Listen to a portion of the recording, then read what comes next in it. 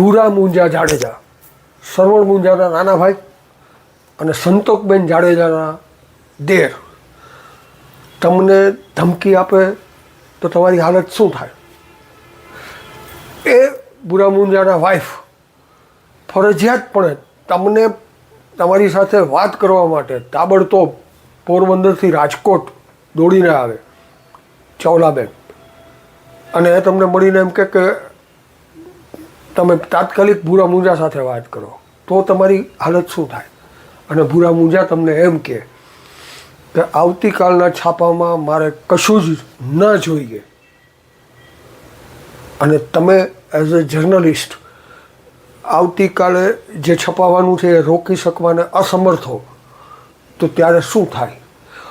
હું તમને આ આખો પ્રસંગ મારો કહેવાનો છું, મારા જર્નલિઝમ દરમિયાન બનેલો એક યાદગાર પ્રસંગ.